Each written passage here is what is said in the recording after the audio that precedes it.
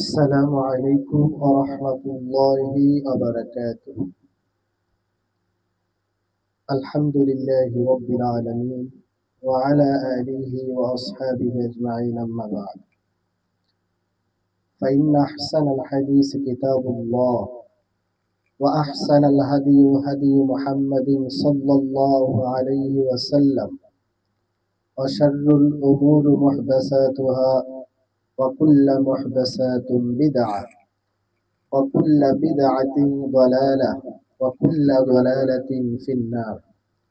فقال تعالى: أعوذ بالله من الشيطان الرجيم. بسم الله الرحمن الرحيم. ولا يجرمنكم شنآن قوم على ألا تعدلوا اعدلوا هو أقرب للتقوى واتقوا الله إن الله خبير بما تعملون. إلى الآخر الآية. عن عائشة رضي الله تعالى عنه قال: قال رسول الله صلى الله عليه وسلم: أن قريشا أهمتهم المرأة المخزومية التي سرقت، فقالوا: من يكلم رسول الله صلى الله عليه وسلم، ومن يجتري عليه إلا أسامة ابن زيد حب رسول الله صلى الله عليه وسلم.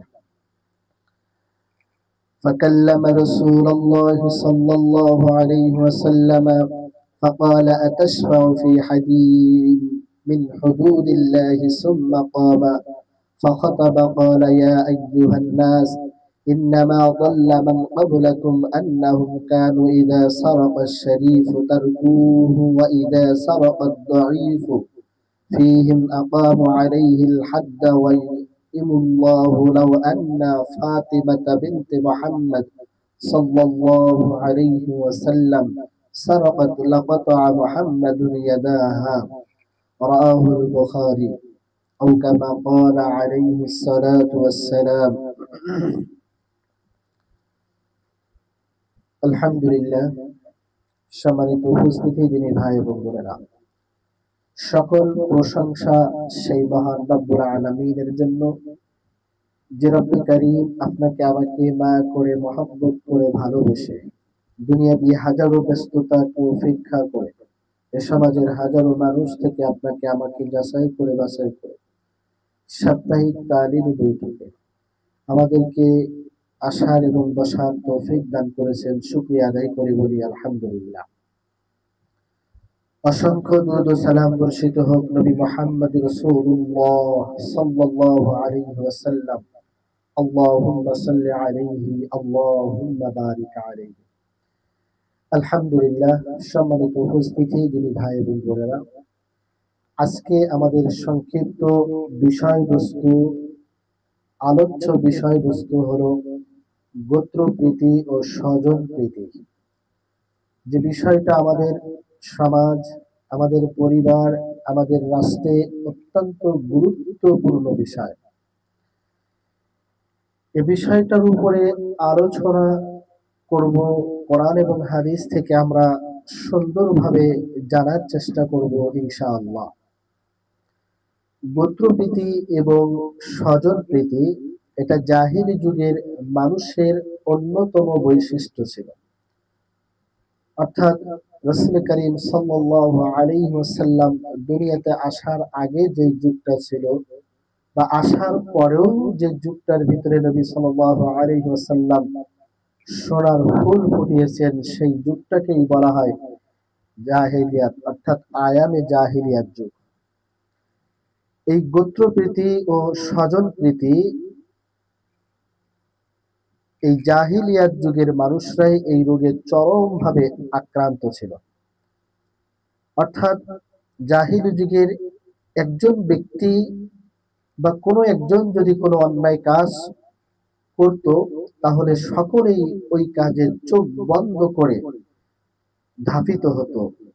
অর্থাৎ একজন ব্যক্তি যদি করত, তাহলে কোনো বাদ বিচার বিবেচনা না করে সেটাকে পর্যবেক্ষণ না করে, না বুঝে, উভয় অর্থাৎ সবাই মিলে সেই একই কাজ করার জন্য উদ্বুদ্ধ হতো।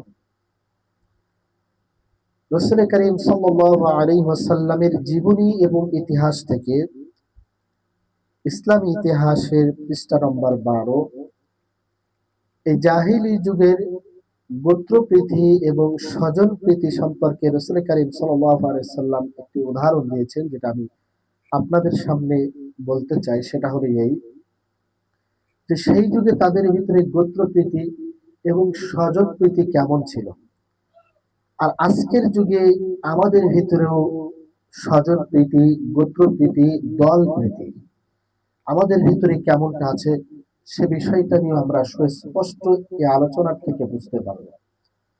সম্মানিত উপস্থিতি, দিনী ভাই এবং বোনেরা, রাসূল করিম সাল্লাল্লাহু আলাইহি ওয়াসাল্লাম বলেন,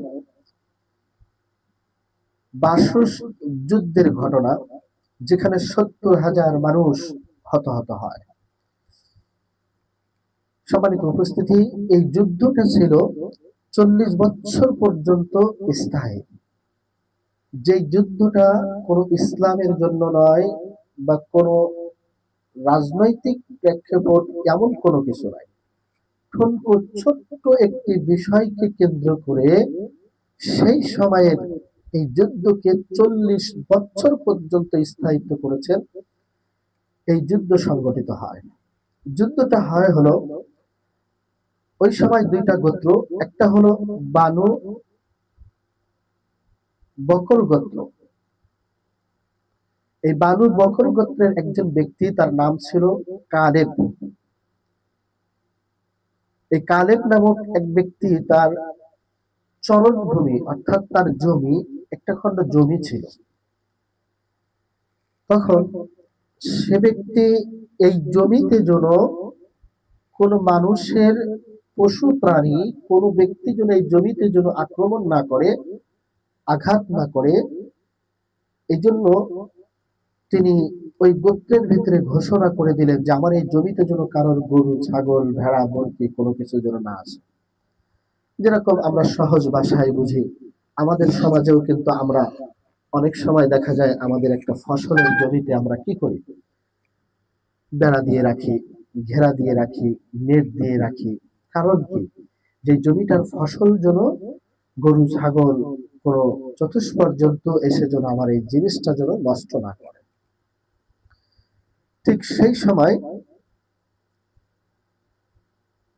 বানু বকর গোত্রের এই ব্যক্তি কেলাব অর্থাৎ কালেব নামক এই ব্যক্তির এই জমিতে যখন কোন পশু যাওয়ার নিষেধ ঘোষণা করলো, তখন ওই চরণভূমিটা, অর্থাৎ আমরা যেমন বর্তমান সময়ে, বর্তমান সিচুয়েশনে আমাদের জমি জায়গা যেমন আমরা বর্গা দিয়ে থাকি, বা আমাদের জমি জায়গাগুলো আমরা যেমন ভাবে মানুষের কাছে হারি দেই, তখনও ওই সময় এই বানু বকর গোত্রের কালেব নামক এই ব্যক্তির জমিটাকে একজন মহিলা দেখাশোনা করত। একজন মহিলা দেখাশোনা করত। তো সেই সময় ওই চরণভূমিতে ঘটনাক্রমে বানু তাগলিবের হাসাম অর্থাৎ আরেকটা গোত্রের ব্যক্তি, তার নাম বানু তাগলিবের অর্থাৎ ওই গোত্রের হাসাম নামক একজন ব্যক্তি ছিল। সে এই ঘটনা সম্পর্কে জানতো না, অবগত ছিল না যে এইখানে কোনো পশু প্রাণী গেলে যাওয়া নিষেধ, বা এই মালিক নিষেধ ঘোষণা করেছে। আসে না, আমাদের সমাজে অনেকে কিন্তু আমরা কিন্তু এই সম্পর্কে কিন্তু অভিজ্ঞতা অনেক সময় থাকে না। একটা ঘোষণা দিলে আমরা কিন্তু অনেক সময় সেটা খেয়াল করি না, বা আমরা সেটা অনেক সময় বুঝতে পারি না। তা ঠিক ওই সময়েও ওই হাসান নামক উক্ত ব্যক্তি এই ঘোষণা সম্পর্কে অবগত ছিল না, এবং এই ঘোষণা সম্পর্কে সে জানতো না। এই জন্য তার একটি উট ওই চরণভূমিতে উনি ছেড়ে দেয়, অর্থাৎ খাওয়ানোর জন্য।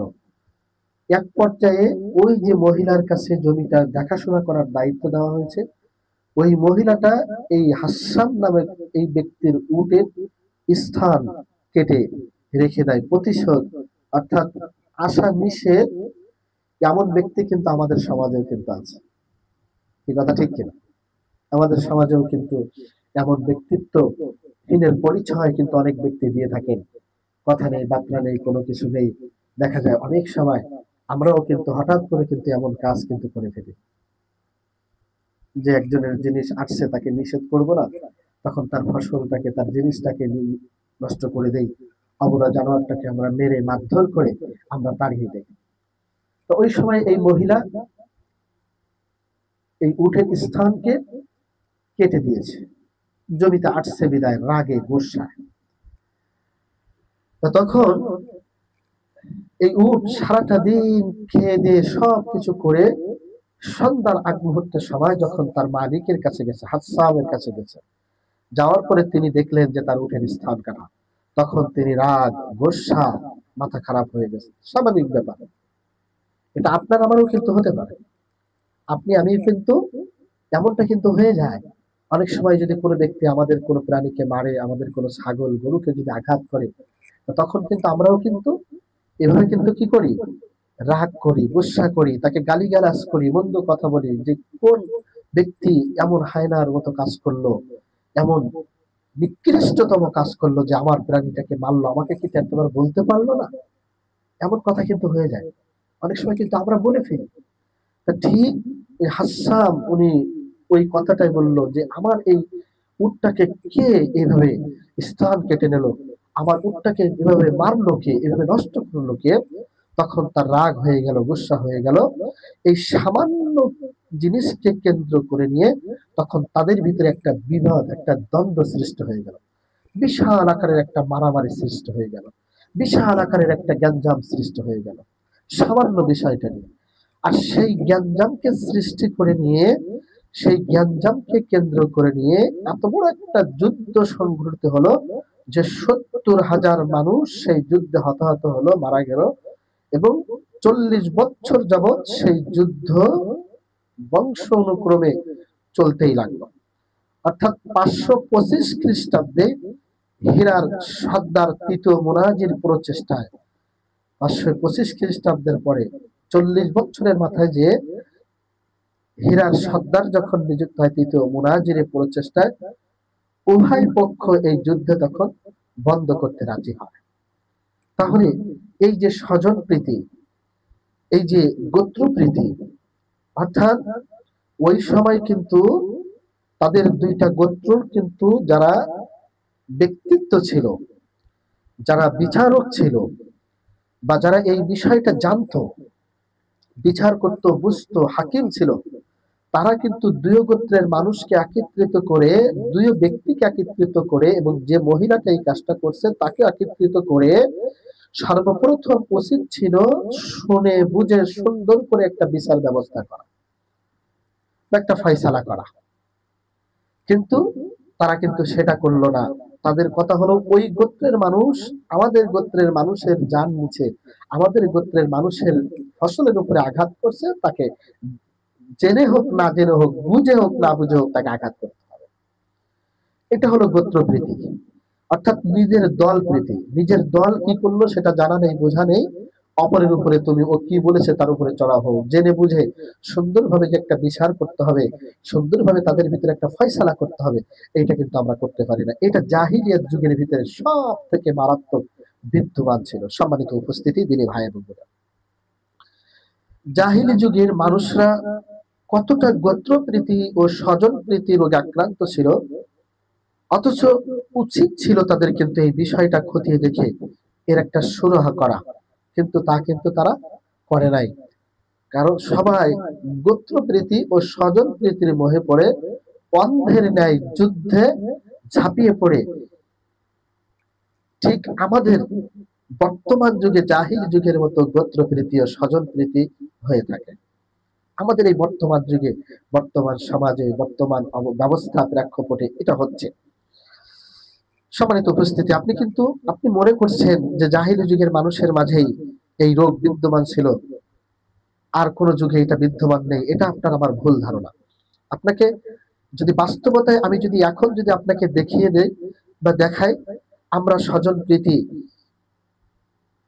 স্বজন প্রীতির জালে আমরা কিভাবে আবদ্ধ হয়েছি, বা আপনি একা একা আনমনে হাঁটছেন, মনটা ভীষণ ফুরফুরে, অর্থাৎ আপনার মনটা খুব ভালো, একা, খুব ফুরফুরি একটা মেজাজ নিয়ে কোন একটা রাস্তা দিয়ে আপনি হাঁটতেছেন, আপনি যাচ্ছেন, আপনার মনটা অনেক ভালো। হঠাৎ একটা উঁচু আওয়াজ আপনি শুনতে পেলেন, বা একটা জোর একটা কণ্ঠ আপনি শুনতে পেলেন। স্বরটা, আওয়াজটা আপনার খুবই পরিচিত, আপনার খুবই, ওটাকে কি বলা হয়, খুবই পরিচিত এবং খুব চেনা এবং জানা যে এই আওয়াজটা আমি পরিচিত, আমার কোনো ভাইয়ের আওয়াজ আসতেছে। এটা আপনি বুঝতে পারলেন, আপনি দেখতে পেলেন আপনার, তখন আপনি কাছাকাছি গেলেন আওয়াজটা শুনে। কাছাকাছি যাওয়ার পরে আপনি দেখতে পারলেন যে আপনার চাচাতো ভাই ও আরেকজনের ছেলে মারামারি লেগে গেছে। তারা দুইজন কি করতেছে, মারামারি করতেছে। তখন আপনার এইখানে উচিত ছিল যে এই দুইজনকে একত্র করে ডেকে দুইজনকে এক জায়গায় করে জানা এবং বোঝা যে কি হয়েছে ভাই, তুমি তার সাথে কেন মারামারি করতেছো, তার সাথে কেন ফাসাদ করতেছো, কি সমস্যা তুমি আমাকে বলো। যদি আপনি জ্ঞানী হয়ে থাকেন, তবে আপনার জন্য সব থেকে বেশি পারফেক্ট এবং সব থেকে আপনার জন্য ছিল হলো এইটাই বেশি কার্যকারিতা, যে তাদের দুইজনকে এক জায়গায় এনে ডেকে শুনে বুঝে তারপরে তার বিচার করা। কিন্তু ঘটনাস্থলে আপনি গিয়ে বলা নেই, কওয়া নেই, আপনার চাচাতো ভাইয়ের সাথে যে মারামারি লেগেছে তাকে কষে আপনি কয়েকটি থাপ্পড়, আপনি নিজে কিন্তু জানেন না এই বিষয়টা, যেখানে কি হয়েছে এবং কি কারণে এরা গ্যাঞ্জাম করতেছে, এরা ফাসাদ করতেছে, এ বিষয়টা আপনি শুনলেনও না, জানলেনও না, বুঝলেনও না, আপনি জিজ্ঞাসাও করলেন না, তাহলে আপনি কেমন বিচারক হলেন, আপনি কেমন ব্যক্তিত্বের পরিচয় দিচ্ছেন। আপনার তো উচিত ছিল সেখানে যে জেনে বুঝে সুন্দর করে তাদের দুইজনের ভিতরে একটা মিল মহব্বত, ভালোবাসা, বা তাদের দুইজনের ভিতরে একটা সম্পর্ক তৈরি করা, সুন্দর ন্যায় পরায়ণতা অবলম্বন করা, সঠিক বিচারের মাধ্যমে তাদের দুইজনকে একত্রিত করে আলাদা করে দেওয়া। কিন্তু আপনি সেখানে যে কথা নেই বার্তা নেই, আপনি আপনার ভাইকে মেরেছে বিধায় অন্যায় কার সেটা কিন্তু আপনি দেখলেন না। সেখানে যে অন্যায় যে কে করেছে, কে আগে অন্যায় করেছে, কার অন্যায়টা বেশি, এটা কি করলেন না, আপনি এরাও করলেন না, আপনি দেখলেন না। আপনি এইটা না দেখে আপনার ভাইকে বাঁচাতে হবে, ভাইকে মেরেছে, এই যে স্বজন প্রীতি, অর্থাৎ আপনার স্বজনকে মেরেছে, আপনার আত্মীয়তাকে মেরেছে, এই জন্য আপনি এখানে কোনো বাদ বিচার বা কোনো কিছু না দেখে আপনি তার উপরে আঘাত করলেন। এটা কি ঠিক করলেন আপনি? বলেন আপনার কি এটা ঠিক হয়েছে? হয়নি। এটা জাহিলি যুগের প্রথা। এটা নবী সাল্লাল্লাহু আলাইহি সাল্লামের সেই যুগে আল্লাহ রাসূল দুনিয়াতে আসার আগে এই প্রথা, এই কার্যক্রম তারা করত, এই সমস্ত কাজ করে তারা মারামারি হানাহানি চলতো। সম্মানিত উপস্থিতি, এই যে দেখেন, আপনি জাহিলি যুগের মানুষের মতো কাজ করলেন, আপনি মারামারির কারণ জিজ্ঞাসা করছেন না, না জেনে কেন মারলেন, আপনি কেন এক দলকে কোন এক দলকে আপনি সমর্থন করেন, কোন একটা দলকে আপনি সমর্থন করেন, এটা আপনার ব্যক্তিগত ব্যাপার। আরেকজন আরেকটা দলকে সমর্থন করে বা সাফাই গায়, সেটা তার ব্যক্তিগত ব্যাপার। আপনি কোন, কেন আপনার দলের সাফাই গাইতে যে, কেন আপনার দলের কর্মীদের কাছে আপনি ভালো সাজতে যে এই লোককে আপনি কেন মারলেন? এটা কি গোত্রপ্রীতি নয়? এটা কি দলপ্রীতি নয়? এটাই জাহিলি যুগের সেই দিনের সেই কার্যক্রম আপনি এখন করতেছেন।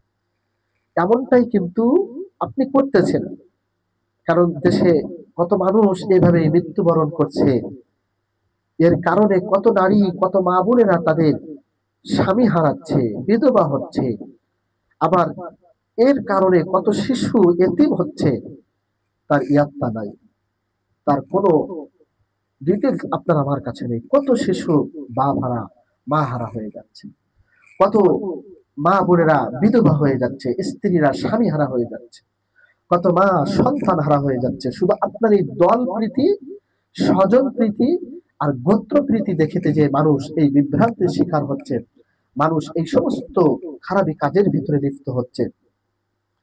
এক একজন এক এক দল করে, আপনি আপনার দলের সাফাই গাইতে গিয়ে কোন, কেন আপনি কুপিয়ে ওই লোককে হত্যা করলেন, কেন তার বাড়ি ঘর দোকান পাট পুড়িয়ে দিলেন?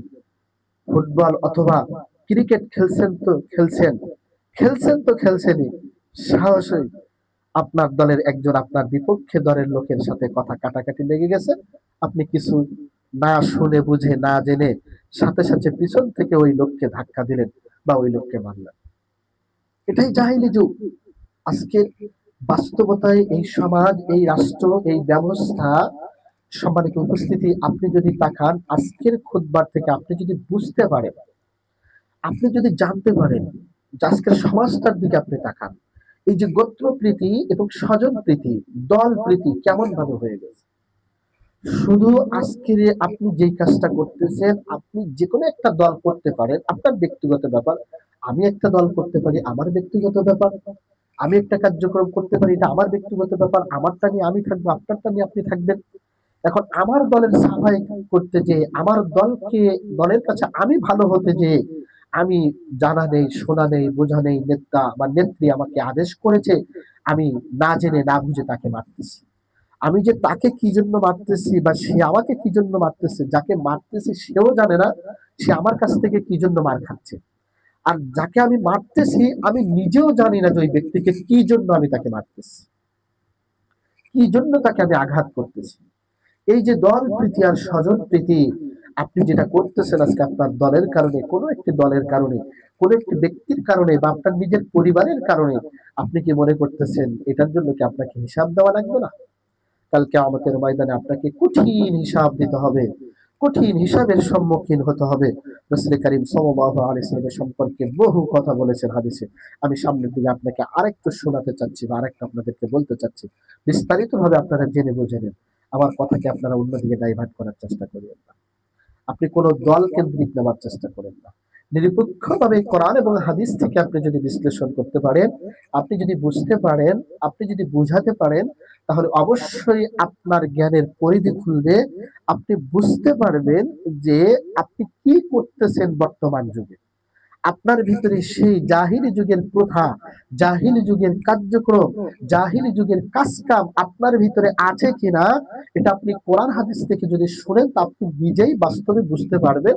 আমার উপরে আপনি রাগ করে, গালাগালি করে, আমাকে কটু কথা বলে আপনার নিজের ঈমান আমল সব কিছু বরবাদ হয়ে যাবে। এটা আপনি না বুঝে শুনে আপনার জন্য এটা করা ঠিক না।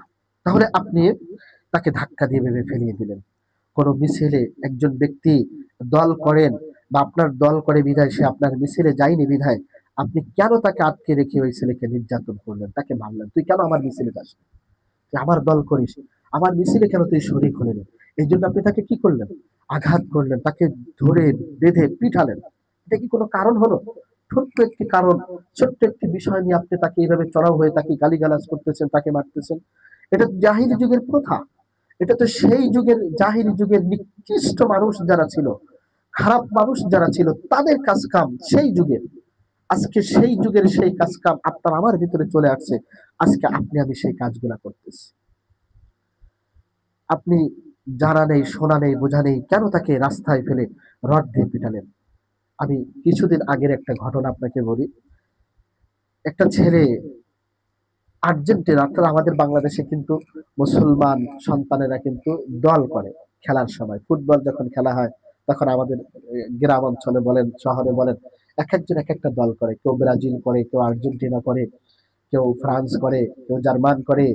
এরকম বিভিন্ন দল নিয়ে তারা ব্যস্ত থাকে। কিন্তু এটা কিন্তু মুসলমানের জন্য সম্পূর্ণরূপে হারাম, এইটা দেখা বা এইটা, এই দলাদলি করা। অথচ একটা ছেলে আরেকটা ছেলে, দুইজন, একজন ব্রাজিল করে আর একজন আর্জেন্টিনা করে। এই দুইজন সামান্য দল সম্পর্কে, একজন অর্থাৎ আর্জেন্টিনা যে করে এবং ব্রাজিল যে করে, আর্জেন্টিনার দল সম্পর্কে ব্রাজিলের ছেলেটা খারাপ একটা কথা বলছে, যে কোনো একটা কটু কথা বলছে। বলার কারণে এই বিষয় নিয়ে দুইজনের মাঝে এত ঝগড়াঝাটি হয়েছে, যেখান থেকে ঝগড়া ছড়িয়ে গেছে সারা গ্রাম ধরে। অর্থাৎ এই সামান্য ব্যাপার, এটা কিন্তু আপনার নিজের জন্য না বা নিজের পরিবারের জন্য না, এটা একটা দল প্রীতি। অর্থাৎ আপনি ওই দল করেন, এখন ওই সমাজের ভিতরে, ওই গোত্রের ভিতরে, ওই পরিবার, ওই এলাকার ভিতরে যত মানুষ আর্জেন্টিনা করে তারা একদল হয়ে গেল এই সামান্য বিষয়টা নেই। আর যারা ব্রাজিল করে তারা একটা দল হয়ে গেল। এই দুইটা দল একত্রিত মিলে, একসাথে মিলে তখন কি করলো? বিশাল আকারের ঝগড়া শুরু করলো। এটাই হলো দল প্রীতি।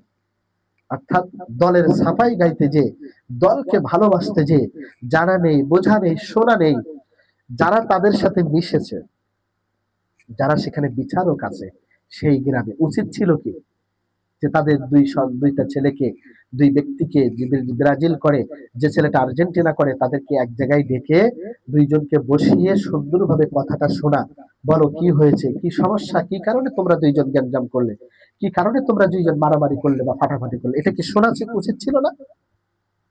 বিচারকদের এটা করা উচিত ছিল না? বা যে দুইটা এক গ্রামের ভিতরে দুইটা দল যখন হয়ে গেছে, ওই দলের লিড যারা দিয়েছে, লিডার যারা যারা এই কার্যক্রমের সাথে জড়িত হয়েছে, তাদেরকে এটা উচিত ছিল না যে একত্রিত করে ডেকে শুনে বুঝে তারপর দুইজনকে উপযুক্ত বিচার করা? কিন্তু সেটা কিন্তু তারা করলো না। ওই যে সে আমরা সবাই আর্জেন্টিনা করি, আমরা সবাই ব্রাজিল করি, সে আমার দল সম্পর্কে খারাপ কথা বলেছে, আবার আমার দলের মানুষকে মেরেছে, এই জন্য কারোর কোনো বাদ নেই, বিচার নেই, কিছু নেই, ও কেন আমার দলকে মারলো, এই জন্য আঘাত করতে হবে, এই জন্য মারতে হবে। এটা কি ঠিক? এটা কি আল্লাহ তাআলা বলেছেন করতে? এটা কি কোরআন হাদিস সম্মত? এটা কি নবী সাল্লাল্লাহু আলাইহি সাল্লামের সুন্নাহ? এটাই কি আমাদের সমাজের বিচার ব্যবস্থা? এটাই কি আমাদের জীবনের বিচার ব্যবস্থা? এটাই কি আমরা মুসলিম হিসেবে আমাদের কার্যক্রম কি এটাই ছিল? এটাই কি আমাদেরকে করতে বলেছেন আল্লাহর নবী? না, আমাদেরকে সুন্দরভাবে আল্লাহ পাক রব্বুল আলামিন এভাবে সুন্দরভাবে বিচারের কথা বলেছেন। তাহলে এই যে একজন আরেকজনকে ধারালো অস্ত্র দিয়ে আঘাত করছে, কুকুরের মতো লাঠি দিয়ে পিটাচ্ছে, এটা কি জাহিলি যুগের রীতি নয়? ছোট ভাই অন্যায় করে একজনকে মেরেছে, বড় ভাই তাকে কিছু না বলেই উল্টো ওই ব্যক্তিকে বিশাল বাঁশ দিয়ে মাথায় যে কি করেছে, আঘাত করেছে, বেচারার মাথা ফেটে রক্ত পড়ছে। বড় ভাইয়ের উচিত ছিল বিষয়টা খতিয়ে দেখে সুন্দর ও সুষ্ঠু বিচার করা। তা না করে তিনি কি করেছে? তা না করে তিনি করেছে, আপনি তো দেখলেন, এটা না করার জন্য আল্লাহ তাআলা কোরআনুল কারীমে নিষেধ করেছেন। কিন্তু এই ভাই মেরেছে বিদায় তাকে যে আপনি আঘাত করলেন, কিন্তু আপনি এখানে এই বিচারটা সুন্দরভাবে করতে পারলেন না, তাদেরকে ডেকে জেনে বুঝে করতে। এজন্য আল্লাহ সুবহানাহু ওয়া তাআলা সুন্দরভাবে বিচার ব্যবস্থা করে বিচার করতে বলেছেন। আল্লাহ সুবহানাহু ওয়া তাআলা কোরআনুল কারীমের সূরা মায়েদা ৫ নম্বর সূরার ৮ নম্বর আয়াতের ভিতরে আল্লাহ সুবহানাহু ওয়া তাআলা সুন্দরভাবে বুঝিয়েছেন। আল্লাহ তাআলা সুন্দর করে এই আয়াতের ভিতরে বলছেন, আউযু বিল্লাহি মিনাশ শাইতানির রাজীম, ওয়ালা ইয়াজরিমান্নাকুম শানাআনু কওমিন আলা আল্লা তা'দিলু ই'দিলু হুয়া আকরাবু লিত-তাকওয়া ওয়াত্তাকুল্লাহা ইন্নাল্লাহা খাবীরুম বিমা তা'মালুন। আল্লাহ সুবহানাহু ওয়া তাআলা বলেন, হে আমার বান্দা বান্দিরা শুনে রাখো, ওয়ালা ইয়াজরিমান্নাকুম শানাআনু কওমিন আলা আল্লা তা'দিলু, খবরদার ন্যায় বিচার করতে যে কোনদিন তোমার অন্তরের ভিতরে, তোমার নিজের ভিতরে কারোর প্রতি বিদ্বেষ যেন তোমাদের প্ররোচনা না করে। ই'দিলু হুয়া আকরাবু লিত-তাকওয়া, ন্যায় বিচার করো, এটা তাকওয়ার নিকটবর্তী। ওয়াত্তাকুল্লাহা ইন্নাল্লাহা খাবীরুম বিমা তা'মালুন, নিশ্চয় আল্লাহ তোমরা যা করো তার সব কিছু খবর আল্লাহ তাআলা জানেন। তাহলে আল্লাহ সুবহানাহু ওয়া তাআলা আমাদেরকে ন্যায় বিচারের কথা বলেছেন। আর যখন তুমি ন্যায় বিচার করতে যখন যাবে, তখন তোমার অন্তরের ভিতরে ক্ষোভ আছে, তুমি বিচার করতে গেছো দুইজনের, এখন তুমি যার পক্ষ হয়ে গেছো, যার বিপক্ষে গেছো, তোমার অন্তরের ভিতরে যেন এইরকম কোন বিদ্বেষ যেন না আসে, অন্তরের ভিতরে যেন এইরকম কোন কুপ্ররোচনা না আসে যে ওর সাথে আমার সাথে অনেক আগের একটা গ্যাঞ্জাম আছে, সেই গ্যাঞ্জামটা আমি আজকে সুযোগ পেয়েছি এর মাধ্যমে উঠাবো। ন্যায় বিচার করতে যে জন্য তোমার এইটা যেন তোমার অন্তরের ভিতরে না আসে। অবশ্যই তুমি সেখানে কি করবে, আলা আল্লাহ ইয়াদিলু, তুমি সুন্দরভাবে বিচার করবে। খবরদার তোমার অন্তরে থাকা ক্ষোভ কারোর উপরে, সেইটা যেন তুমি সেখানে যে প্রকাশ না করে, এটা আল্লাহ তাআলা নিষেধ করেছেন। তাহলে বিচারক যারা হবে তাদেরকে সুন্দরভাবে কি করতে বলেছেন? আল্লাহ সুবহানাহু ওয়া তাআলা বিচার করতে বলেছেন। আর এই বিচার করাটাই হলো তাকওয়া, আল্লাহর ভয় আপনার আমার অন্তরের ভিতরে আসবে। এভাবে ন্যায় বিচার, সুন্দর বিচারের মাধ্যমে আল্লাহ সুবহানাহু ওয়া তাআলার ভয় আপনার আমার ভিতরে আসবে। ওয়াত্তাকুল্লাহ, নিশ্চয় তোমরা যেটা করতেছো, ইন্নাল্লাহা, আত্তাকুল্লাহ, সবকিছু আল্লাহ অবগত, সবকিছু জানে, আল্লাহকে ভয় করো। আল্লাহ তাআলা বলতেছেন আত্তাকুল্লাহ, আল্লাহকে ভয় করো।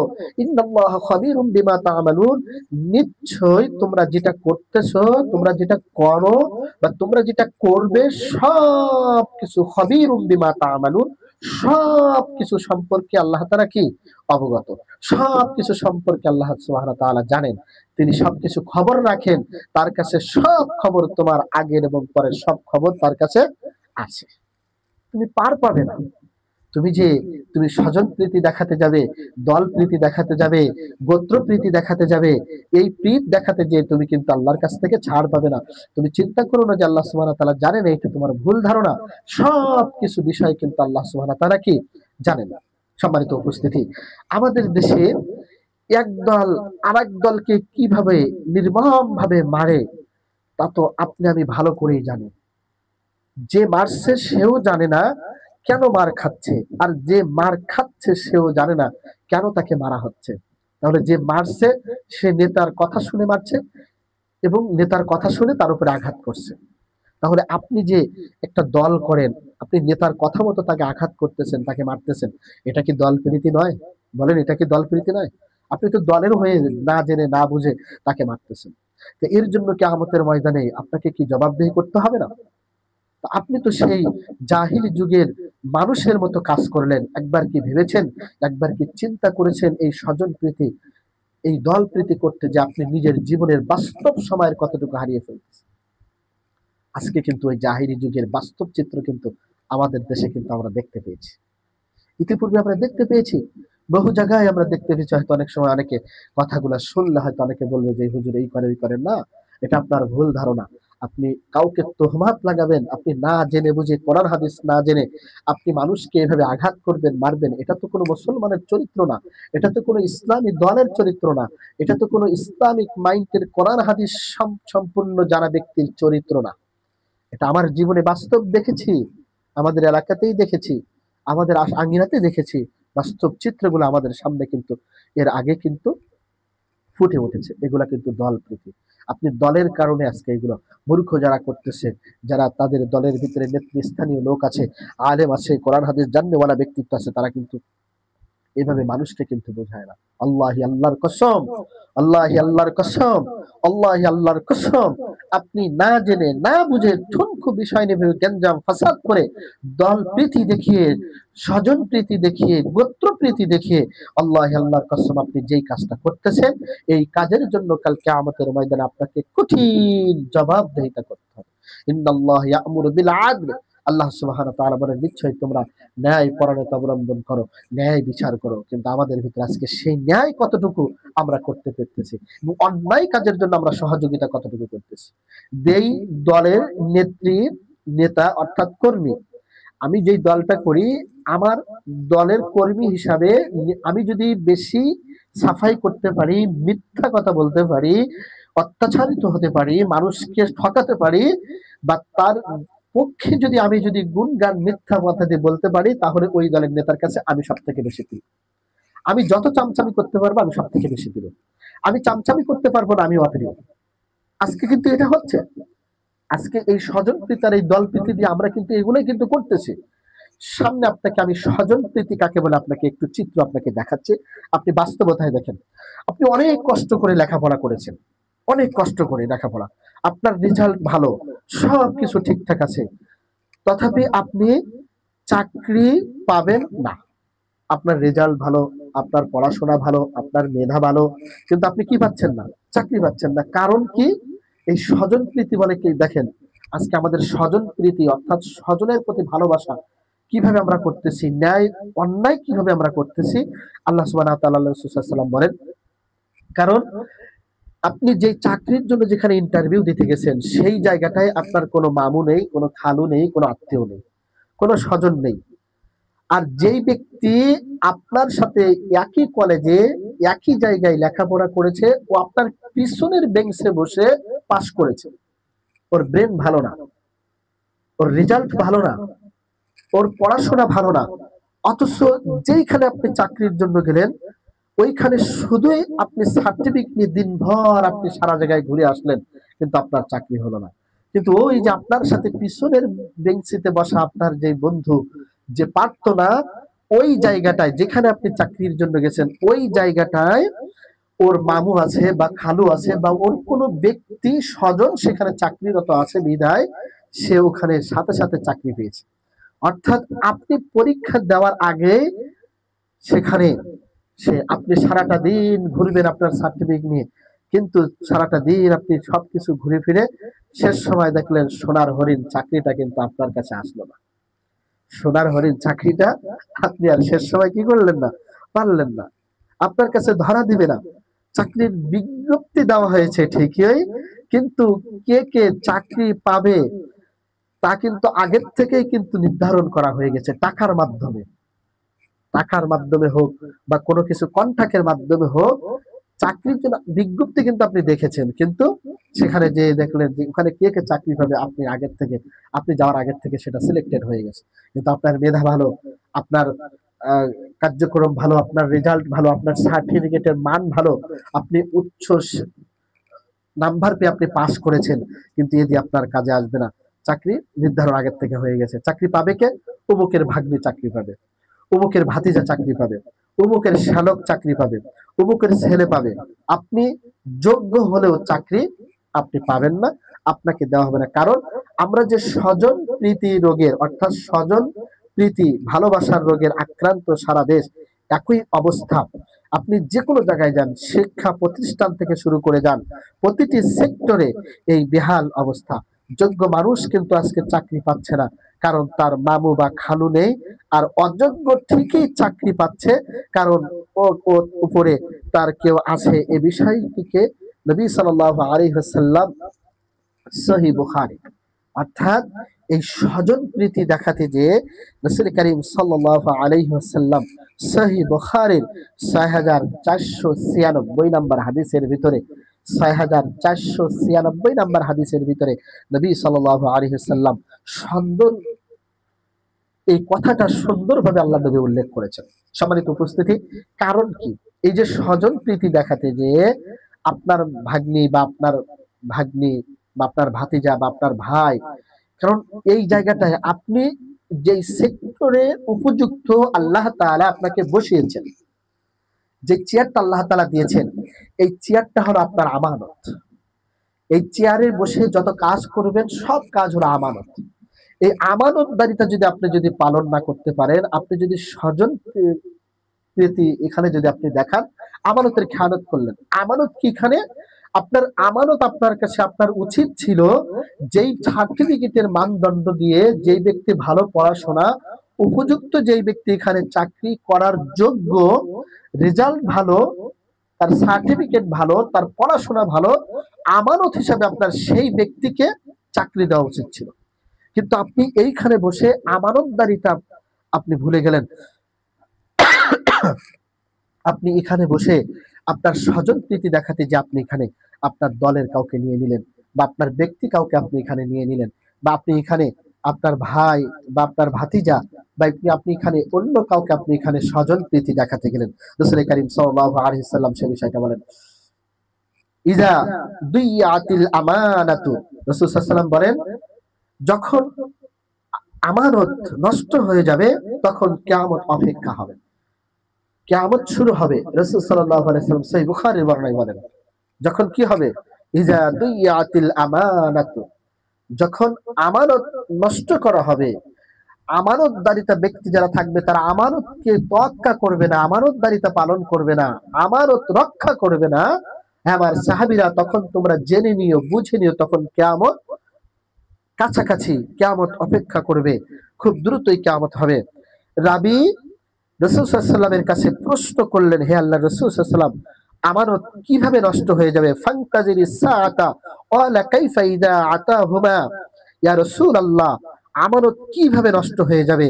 তখন তিনি, অর্থাৎ ইয়া রাসূলুল্লাহ সাল্লাল্লাহু আলাইহি ওয়াসাল্লাম, রাসূল সাল্লাল্লাহু আলাইহি ওয়াসাল্লাম তখন বললেন, ওয়ালা ইযা উসনিদাল আমরু ইলা গায়রি আহলি ফান্তাজিরিস সাআ, আমানত কিভাবে নষ্ট হবে? রাসূল বলেন, যখন কোন দায়িত্ব অযোগ্য ব্যক্তির উপরে ন্যস্ত করা হবে, যখন যে দায়িত্ব কিন্তু যে ব্যক্তির ওখানে যোগ্য সেই ব্যক্তিকে না বসে আপনি যখন অযোগ্য ব্যক্তিকে ওইখানে দায়িত্ব বসাবেন, অযোগ্য ব্যক্তিকে যখন আপনি ওখানে দায়িত্ব দিবেন, তখন কিয়ামতের অপেক্ষা করবে। সহিহ বুখারী 6496 নম্বর হাদিস।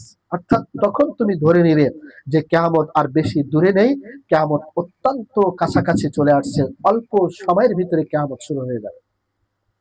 তাহলে এখন বর্তমান যুগে, বর্তমান সমাজে, বর্তমান রাষ্ট্রের ব্যবস্থা, বর্তমান যুগ কিন্তু এটাই হচ্ছে। প্রত্যেকটা সেক্টরে, প্রত্যেকটা জায়গায়, স্কুল বলেন, কলেজ বলেন, ইউনিভার্সিটি বলেন, মসজিদ বলেন, মাদ্রাসা বলেন, যে জায়গাটা বলেন না কেন, কোন জায়গায় কিন্তু আমানতদারিতা আজকে নেই। যে জায়গাটা যে যোগ্য ব্যক্তিকে বসানোর কথা ছিল, আমরা সেই জায়গাটায় অযোগ্য ব্যক্তিকে বসিয়ে রেখে দিয়েছি। আমানত আমাদের কাছ থেকে উঠে গেছে। রাসূল সাল্লাল্লাহু আলাইহি সাল্লাম সহিহ বুখারীর হাদিসে স্পষ্ট ভাষায় আমাদেরকে এভাবে বলতে চাচ্ছেন যে কিয়ামত খুব কাছাকাছি। বুঝে নেবে ওই সময় যখন অযোগ্য ব্যক্তিকে যোগ্য ব্যক্তিকে দায়িত্ব না দিয়ে ওই জায়গাটায় অযোগ্য ব্যক্তিকে কি করা হবে? বসানো হবে। সম্মানিত উপস্থিতি, দিনী ভাই এবং বোনেরা, তাহলে এটা কিন্তু এই স্বজন প্রীতি, এটা কি জাহিলি যুগের রীতি নয় যেটা বললাম আমি এখন? হ্যাঁ হ্যাঁ, এটাই কিন্তু সেই জাহিলি যুগের রীতি। সম্মানিত উপস্থিতি, দিনী ভাই বোন, এই স্বজন প্রীতি, গোত্র প্রীতি, দল প্রীতি ও সাংগঠনিক প্রীতি রোগটি আমাদের সমাজে সব থেকে বেশি প্রত্যেকের অন্তরের ভিতরে বিদ্যমান, ছড়িয়ে গেছে। আপনি চাকরির জন্য যাবেন, আপনাকে জিজ্ঞেস করবে আপনি কোন দল করেন। আপনি যদি তাদের দল না করেন, অথবা তারা যেই মতদর্শে বিশ্বাসী, তারা যেই কাজে বিশ্বাসী, আপনি যদি সেই মতদর্শে বিশ্বাসী না হন, তাহলে আপনার চাকরি হবে না। আপনি যত বড় যোগ্য ব্যক্তি হন না কেন, পক্ষান্তরে যদি তাদের দল করেন অথবা তাদের মতদর্শে গ্রহণ করেন, তাহলে আপনার চাকরি হবে, না হচ্ছে আপনার চাকরি হবে না। বিচারের ক্ষেত্রে একই অবস্থা। শুধু দল বলে তাই না, আজকে কিন্তু আমি আমার নিজের জীবনের বাস্তবতায় কিন্তু এটা দেখেছি। আজকে এখনো পর্যন্ত দেখতেছি আমরা যে সংগঠনগুলা করি, আল্লাহু আকবার, আস্তাগফিরুল্লাহ, আমাদের অবস্থা কি হবে? আমরা তো কোরআন হাদিস জানি, আমরাই আহলুল হাদিস, আমরা নিজেদেরকে সহিহ হাদিস মানি, এটাই আমরা দাবি করি।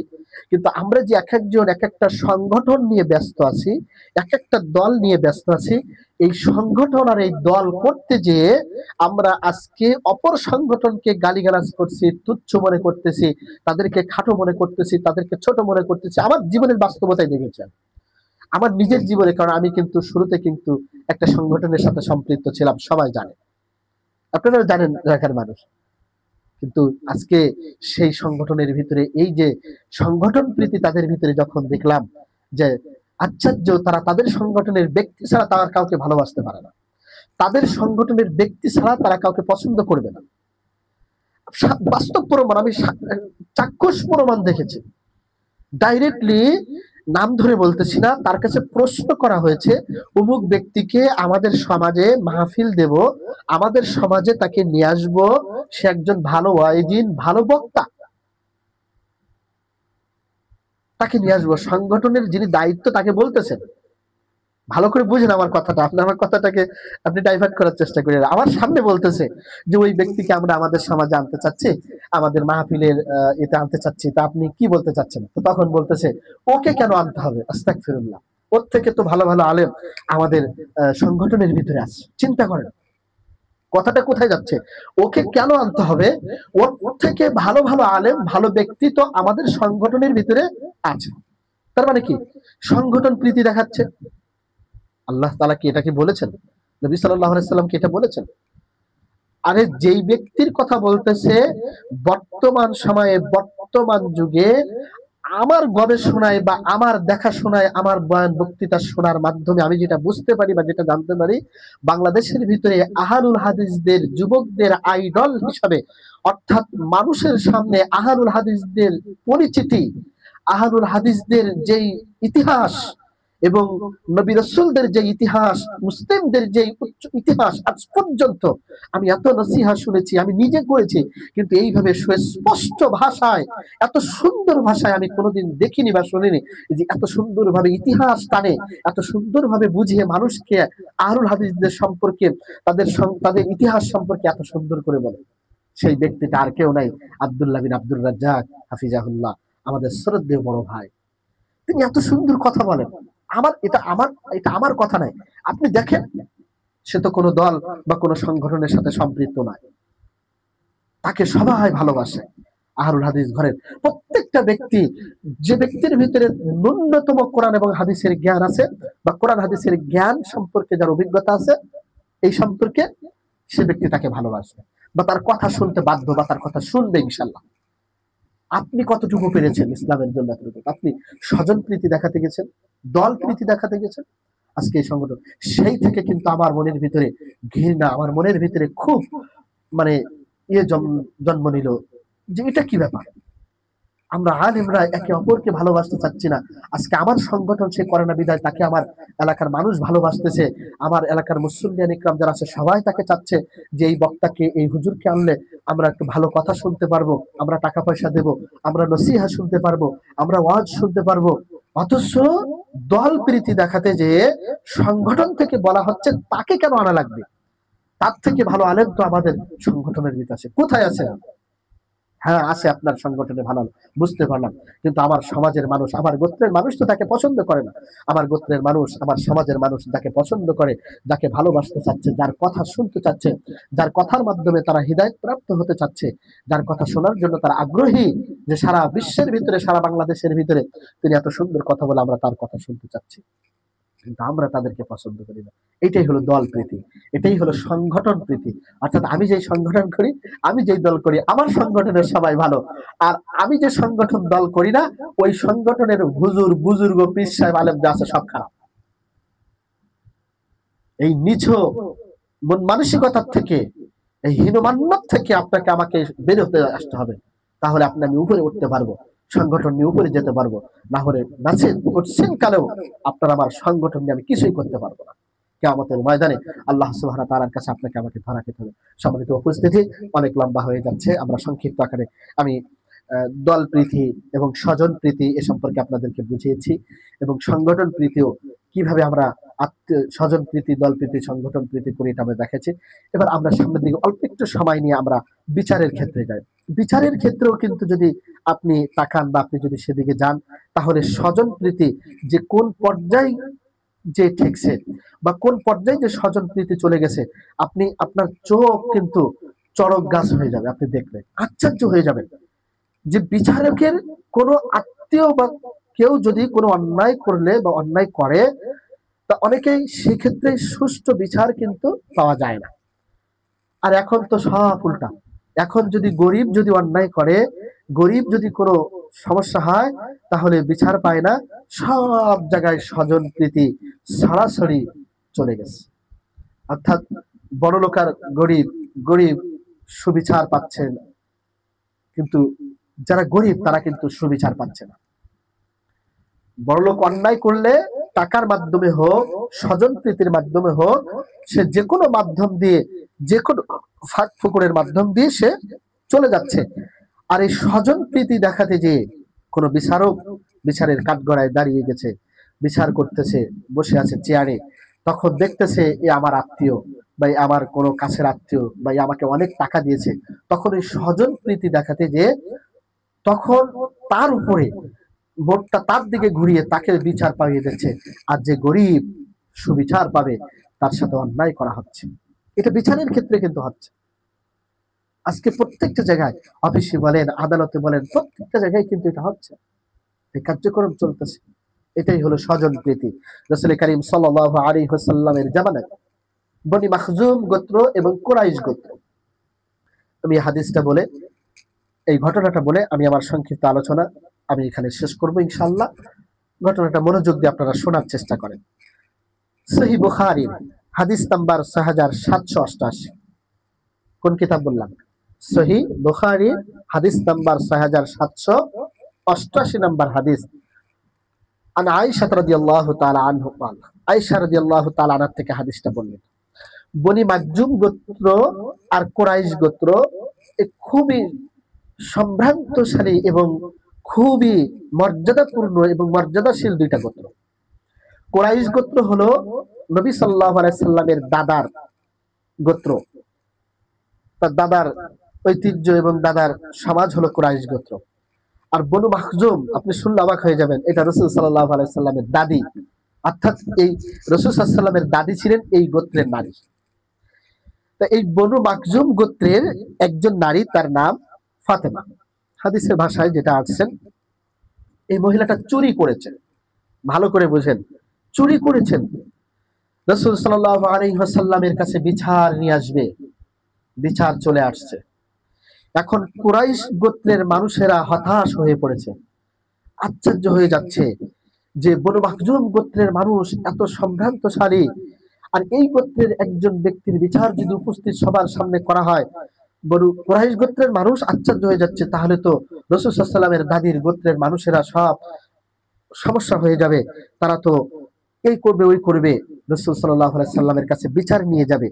আন্না কুরাইশিন আহাম্মাতুহুমুল মারআতুল মাখজুবিয়াতুল্লাতী সারাকাত ফাকালু মান ইউকাল্লিমু রাসূলুল্লাহ সাল্লাল্লাহু আলাইহি ওয়াসাল্লাম। আয়েশা রাদিয়াল্লাহু তাআলা আনহা থেকে বর্ণিত, তিনি বলেন যে বনু মাখজুম গোত্রের একজন মহিলার ব্যাপারে কুরাইশ বংশের লোকদের খুব দুশ্চিন্তায় ফেলে দিয়েছিল, খুব দুশ্চিন্তা করতে লাগলো যে সে চুরি করেছে। তখন ফাকালু ইউকাল্লিমু রাসূলুল্লাহ সাল্লাল্লাহু আলাইহি ওয়াসাল্লাম, এই কথাটা রাসূল সাল্লাল্লাহু আলাইহি সাল্লামের কাছে কে বলতে পারবে, এই ক্ষমতা কারোর হচ্ছে না, কোন সাহাবীর হচ্ছে না। মানে কেউ সাহস পাচ্ছে না যে সাহস করে আল্লাহ রাসূলের কাছে যে বলবে যে আপনার দাদির গোত্রের এই মহিলা চুরি করেছে, অন্যায় করেছে, এই কথাটা যে আল্লাহর নবীর কাছে যে বলবে, এইটা কোনো ব্যক্তি বলতে সাহস পাচ্ছে না। তখন সাহাবাজ বান্দা সবাই একত্রিত হয়ে তখন বললেন, ফাকালা আতাশফা ফি যায়েদ ইবনে ফি হাদিদ মিন হুদুদিল্লাহ সুম্মা কামা ওয়া মাই ইয়াজতারিউ আলাইহি ইল্লা উসামাতু ইবনে যায়েদ হিব্বু রাসূলুল্লাহ। তখন সবাই চিন্তা করলেন যে উসামা বিনতে যায়েদকে, উসামাকে পাঠানো হোক। উসামা আবার কে?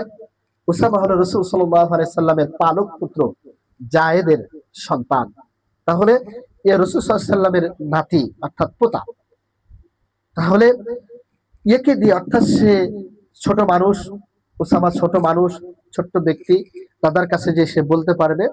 সবাই একত্রিত হয়ে উসামা রাদিয়াল্লাহু তাআলা আনহুকে আল্লাহর রাসূলের কাছে পাঠালেন কথাটা।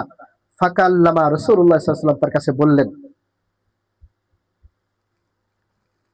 যখন রাসূল সাল্লাল্লাহু আলাইহি ওয়াসাল্লামের কাছে উসামা যেই বললেন, ফাকাল আতাশফা ফি হাদিদিন ফি হুদুদিল্লাহ সুম্মা কামা ফাখাতাবা ক্বালা ইয়া আইয়ুহান নাস ইন্নামা দাল্লা মিন ক্বাবলিকুম আন্নাহুম কানু ইযা সারাকা আশ-শারীফু তারকুহু ওয়া ইযা সারাকা আদ-দাঈফু ফিহি আকামু আলাইহিল হাদ্দ ওয়া ইমামুল্লাহি লাউ আন্না ফাতিমা বিনতে মুহাম্মদ। রাসূল সাল্লাল্লাহু আলাইহি সাল্লামের কাছে যখন বিচার নিয়ে গেছে, তখন আল্লাহর রাসূল শাস্তির বিধানের ব্যাপারে যখন সুপারিশ করতেছে এই মহিলার ব্যাপারে, উসামা যে বলতেছে যে আপনার দাদির গোত্রের এই মহিলা চুরি করেছে, আপনি তার শাস্তির বিধানের জন্য একটু সুপারিশ করতে আসছে, তখন আল্লাহ রাসূল সাল্লাল্লাহু আলাইহি সাল্লাম বলছে, ধমক দিয়ে রাসূল সাল্লাল্লাহু আলাইহি সাল্লাম এরপর তিনি দাঁড়িয়ে খুতবা দেওয়া শুরু করলেন, রাগান্বিত হয়ে গেলেন। উচ্চ কণ্ঠে রাসূল সাল্লাল্লাহু আলাইহি সাল্লাম ডাক দিয়ে বললেন, কুল ইয়া আইয়ুহান নাস ইন্নামা দাল্লা মান ক্বাবলাকুম আন্নাহুম কানু ইযা সারাকা। হে মানব মণ্ডলী, নিশ্চয়ই তোমাদের আগের লোকেরাই গুমরাহি করেছে, কারণ কোন সম্মানী ব্যক্তি যখন চুরি করত তখন তারা তাকে ছেড়ে দিত, আর যখন কোন দুর্বল লোক চুরি করত তখন তার উপরে শরীয়তের শাস্তি কায়েম করত। রাসূল সাল্লাল্লাহু আলাইহি সাল্লাম খুতবা দিয়ে সুস্পষ্ট ভাষায় বললেন যে তোমাদের আগের যে সমস্ত লোকেরা ছিল জাহিল যুগে, তাদের ভিতরে এই প্রথা ছিল, তাদের ভিতরে এই কাজ ছিল। দাল্লামান ক্বাবলাকুম আন্নাহুম কানা ইযা সারাকা আশ-শারীফু তারকুহু ওয়া ইযা সারাকা আদ-দাঈফু ফি ইয়াকামু আলাইহিল হুদুদ ওয়া ইমামুল্লাহি লাউ আন্না ফাতিমাতু বিনতে মুহাম্মদ। তাদের সময়ে তারা এই সমস্ত কাজগুলো করত। কোন সবাল, কোন দামি গোত্রের মানুষ যদি চুরি চামারি করত, অন্যায় করত, তাহলে সেটাকে ধামাচাপা দেওয়া হতো। আর যদি কোনো দুর্বল ব্যক্তি যদি এভাবে চুরি চামারি করত, ডাকাতি করত, তাহলে শরীয়তের যে বাতলা শরীয়তের যে শাস্তি তার উপরে কায়েম করত। রাসূল সাল্লাল্লাহু আলাইহি সাল্লাম তখন বলেন, ওয়াইজা সারাকাদ দাঈফু ফীহি মাকামু আলাইহিল হাদ্দ ওয়া ইমামুল্লাহি লাও আন্না ফাতিমা বিনতে মুহাম্মদ। এই কুরাইশ বংশ এবং বনু মাখজুম গোত্র আমার সাহাবীরা, তোমরা শুনে রাখো, এখানে আল্লাহর কসম করে আমি বলতেছি, আল্লাহর কসম করে আমি বলতেছি, আল্লাহর কসম করে আমি বলতেছি, মুহাম্মাদের কন্যা ফাতেমাও যদি চুরি করে তবে অবশ্যই মুহাম্মদ তার হাত কেটে নেবে। সুবহানাল্লাহ, আল্লাহু আকবার। রাসূল সাল্লাল্লাহু আলাইহি সাল্লামের ন্যায় বিচার দেখেন কেমন। আল্লাহ রাসূল কি বলতেছেন, যদি এখানে তো বনু মাখজুম গোত্রের ব্যক্তি, অর্থাৎ আমার দাদির সমাজের মানুষ, দাদির গোত্রের মানুষ, দাদির পাড়ার মানুষ এই কাজ করেছে, সে তো দূরের কথা। সারাকাত লাকাতা মুহাম্মাদুন ইয়াদাহা, যদি দেখি আমার মেয়ে, আমি মুহাম্মদ, আমার মেয়ে ফাতেমাও যদি চুরি করে, আমার মেয়ে ফাতেমাও যদি এই কাজ করত, তাহলে আমিও তার হাত কেটে নিতাম, আমিও তার উপরে এই বিচার ব্যবস্থা প্রয়োগ করতাম, আমিও তার উপরে এই বিচার করতাম, এর বাইরে আমি কোনো কিছু করতাম। সম্মানিত উপস্থিতি, দিনী ভাই এবং বোনেরা, আল্লাহ তাআলা আমাদের এই স্বজন প্রীতি রোগ থেকে, এই দল প্রীতি রোগ থেকে, এই গোত্র প্রীতি রোগ থেকে, এই সংগঠন প্রীতি রোগ থেকে আল্লাহ সুবহানাহু ওয়া তাআলা আমাদের সবাইকে হেফাজত করুক, আল্লাহুম্মা আমিন। সম্মানিত উপস্থিতি, যে বিষয়ের উপরে আজকের এই সংক্ষিপ্ত খুতবায় আপনাদেরকে বোঝাতে চেয়েছি, অবশ্যই আশা করি আপনারা আমার কথা বুঝতে পেরেছেন। আল্লাহ সুবহানাহু ওয়া তাআলা আজকের কথাগুলো আমাদেরকে সুন্দরভাবে কোরআন এবং সুন্নাহ থেকে, হাদিস থেকে সুন্দরভাবে আমল করার তৌফিক দান করুক, আল্লাহুম্মা আমিন। আল্লাহ সুবহানাহু ওয়া তাআলা স্বজন প্রীতি, গোত্র প্রীতি, দল প্রীতি, সংগঠন প্রীতি থেকে আমাদেরকে আল্লাহ তাআলা হেফাজত করুক। আল্লাহ তাআলা আমাদেরকে এর থেকে ফিরিয়ে এনে আমাদেরকে সঠিক বিচার ব্যবস্থা যেটা আছে, সঠিক কার্যক্রম যেটা আছে, জেনে বুঝে সুন্দরভাবে সেই সুন্দর ন্যায় বিচার যেন আমরা প্রতিষ্ঠিত করতে পারি, আমাদের সমাজে করতে পারি, আমাদের রাষ্ট্রে করতে পারি, আমাদের দেশে করতে পারি। আল্লাহ তাআলা আমাদের সবাইকে সেই তৌফিক দান করুক, আল্লাহুম্মা আমিন।